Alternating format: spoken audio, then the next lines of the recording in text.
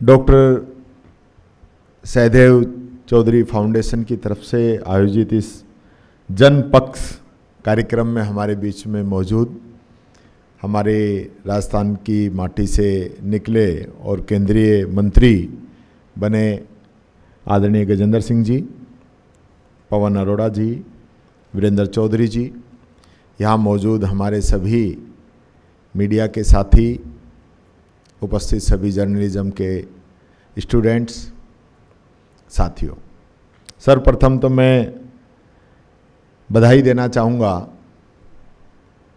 First India परिवार को कि एक नई शुरुआत के रूप में आपने आज हम सब लोगों को यहाँ पे याद किया है। और जैसा कि नाम है फर्स्ट इंडिया, तो कोई सारी चीज़ें जो है फर्स्ट बार में आप लोग करते रहते हैं, इसके लिए मैं आप लोगों को बधाई देना चाहूँगा। आज जो लोग यहाँ पे इकट्ठा हो रहे हैं, जिन्होंने अपने आप को बिना किसी संसाधनों के स्थापित किया है, वो लोग जिनके दिल के अंदर भावना थी समाज के लिए कुछ करने की, जिन्होंने किसी के अंडर में काम नहीं करना स्वीकार किया और स्वतंत्र रूप से अपनी पत्रकारिता के लिए उन्होंने इस नई लाइन को चुना। नई लाइन थी, पता नहीं सक्सेस होंगे नहीं होंगे, लेकिन आज मैं देखता हूँ स्वयं मैं भी जब भी मौका मिलता है तो कुछ चुनिंदा लोग हैं, उनको देखते हैं कि उनके क्या व्यूज़ हैं, वो क्या कह रहे हैं राजस्थान के बारे में या कोई भी इंसिडेंट हुआ है उसके बारे में, उनको मैं ज़रूर देखता हूँ। और इनके व्यूवर्स, इनके लाइक तो हम लोगों से भी ज़्यादा बढ़ते हैं।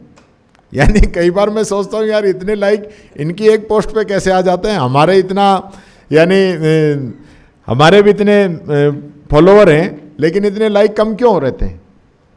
क्योंकि हर चीज़ अलग यूनिक आप डालते हैं। और विशेष रूप से बात करूं तो पिछले कुछ समय से आपने देखा होगा कि खबरों के अंदर एक जल्दी खबर कौन डाले, ये एक बड़ा कंपटीशन पैदा हुआ है।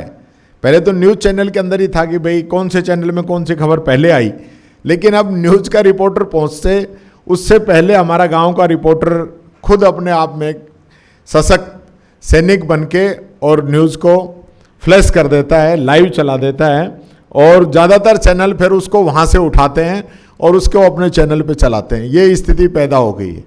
तो ये एक प्रकार से मैं कहना चाहूँगा एक इस सूचना क्रांति की एक अनोखी पहल हो गई है कि जहाँ पहले हम देखते थे कि रिपोर्टर जो है बड़े शहरों में या बड़े कस्बों में ही थे, आज वही रिपोर्टर गांव में ढाणी में बैठ के और अपनी रिपोर्टिंग करता है। मैं विशेष रूप से कहना चाहूँगा पत्रकारिता, हम इसको लोकतंत्र का चौथा स्तंभ भी कहते हैं और मैं बहुत लोगों से मिला हूँ जो इस क्षेत्र से जुड़े हुए हैं। उनका एक नज़रिया ही अलग है, उनकी सोच अलग है। उनका कोई, मैं समझता हूँ, न उनका कपड़े पहनने में, न कोई विशेष खाना खाने में, न उनका कोई चकाचौंध की दुनिया में रहने में इस प्रकार का कोई मादा नहीं रहता। वो सीधा सिंपल रहते हैं। उनका सिर्फ टारगेट रहता है कि मैं मेरे देश के लिए मेरी कलम से क्या कर सकता हूँ। अब वही कलम अब मोबाइल के रूप में तब्दील हो चुकी है और उसके तहत आप सब लोग देख रहे होंगे कि पूरे राजस्थान में, पूरे देश में जिस प्रकार से सोशल मीडिया के माध्यम से, यूट्यूब के माध्यम से जो हमारे साथी हैं उन्होंने ऐतिहासिक जो है काम करके दिखाया है। रवीश कुमार जैसे लोग जो कभी एनडीटीवी जिनकी पहचान बना हुआ था और वो पूरा उसको चलाते थे, लोग उनको देखने के लिए बेताब होते थे, आज वो उन्होंने सिर्फ अपना यूट्यूब चैनल निकाल दिया। और कितने ऐसे पत्रकार हैं जिन्होंने बड़े बड़े संस्थान छोड़ के अपना खुद का यूट्यूब चैनल चलाने का काम किया है। ये अच्छी बात है।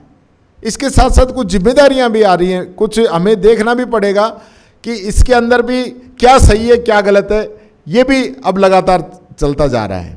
आप एक चीज़ यूट्यूब पे निकालो कोई सर्च करने के लिए, आपको 1000 ऑप्शन आते हैं। अब उसमें सही क्या है गलत क्या है, ये चीज़ भी देखने की ज़रूरत है। और मैं ये भी समझता हूँ कि जो हमारे साथी इस पे सोशल मीडिया के रूप में या यूट्यूब पे काम कर रहे हैं, तो उनका आमदनी का भी कोई सोर्स मैं समझता हूँ बहुत ज़्यादा नहीं है। अब कितने लाइक पे कितना क्या कुछ अर्निंग होती है वो तो मैं समझता हूँ कोई थोड़ी बहुत होती होगी, लेकिन एक ये भी बड़ी चुनौती है कि भाई उनका जीवन यापन भी कैसे हो। इसलिए मैं ये भी कहना चाहूँगा कि सरकार को भी इस पे कोई ना कोई इस प्रकार से एक निर्णय लेना चाहिए कि किन लोगों के कितने लाइक हैं, कितने व्यूवरशिप है, तो उनको भी जैसे अभी गवर्नमेंट जो मेन अखबार को और मेन चैनल्स को ऐड देती है, तो ऐसी ऐड इनके लिए भी शुरू होनी चाहिए कि इनका भी तो खर्चा चले। ये सब लोग इतना पूरा करते हैं, मेहनत करते हैं और व्यूवरशिप अच्छी है, तो निश्चित तौर पर इनके लिए भी कोई ना कोई सरकार की योजना होनी चाहिए। क्योंकि आज जिस संसाधनों की हम बात तो करते हैं एआई की, कि एआई का ज़माना आ गया, लेकिन उनके टूल्स कितने महंगे हैं। अगर आप उनका उपयोग करते हैं तो उनके हर महीने की कितनी सब्सक्राइब उनका लेना पड़ता है, तो वो सब चीज़ें अगर व्यक्ति करता है तो फिर वो उतना अफोर्ड करने की क्षमता भी चाहिए। तो बहुत सी चुनौतियां भी आप लोगों के सामने हैं। मैं तो यही कहना चाहूँगा कि आप एक सशक्त प्रहरी के रूप में आप काम कर रहे हैं, और मैं समझता हूँ इससे सबसे अधिक अगर फ़ायदा हुआ है तो गांव में, ढानी में, इंटीरियर में जो लोग थे जिनके समाचार कभी नहीं आते थे। मैं भी बैठा बैठा याद कर रहा था कि डोटासरा जी के क्षेत्र का एक वीडियो वायरल हो गया कि एक बच्ची पानी में से निकल रही थी और वो कह रही थी कि मेरे क्षेत्र में ये काम नहीं हुआ। तो मैं बैठा बैठा सोच रहा था कि ये काम उस बच्ची ने एक वीडियो बना के, और उसके लिए डोटासरा जी ने 40-50 लाख रुपए मंजूर कर दिए और रास्ते का काम भी मंजूर हो गया। वो इतना बड़ा काम करा दिया और उसके लिए 100 आदमी भी हो सकता है कहने आते, तो हम सोचते कि यार नहीं, इसको बाद में देखेंगे, पहले दूसरी जगह ज़्यादा ज़रूरत है।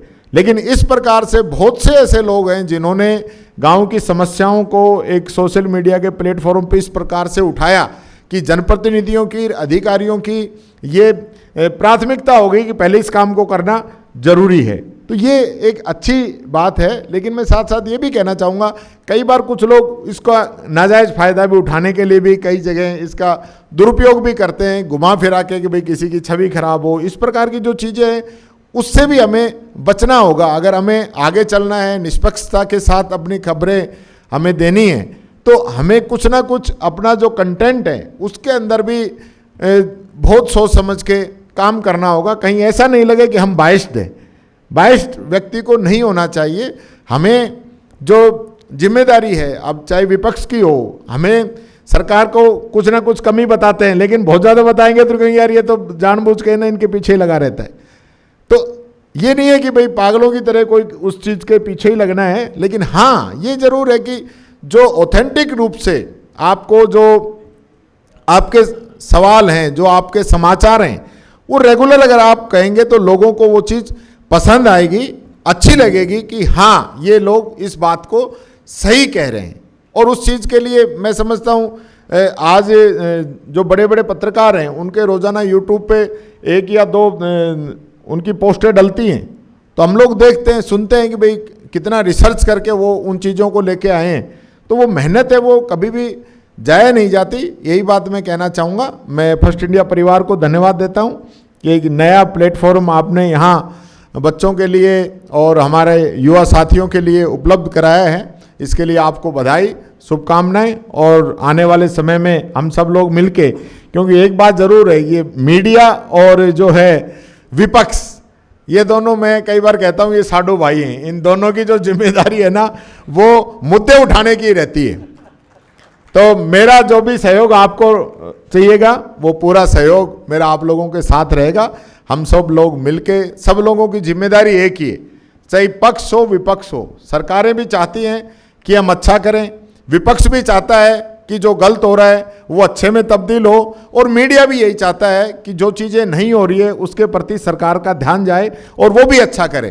तो सब लोगों का मिलके जो निर्णय है वो तो सामूहिक यही है कि हम सब लोग चाहते हैं कि हमारा राजस्थान, हमारा देश आगे बढ़े, और समाज के अंदर जो कुरीतियाँ हैं, जो कमियाँ हैं, उनको हम उजागर करें ताकि भविष्य में हमारी आने वाली पीढ़ी उनसे सीख ले सके और उन पर रोक लग सके। बहुत बहुत धन्यवाद। जय हिंद, जय भारत, जय राजस्थान।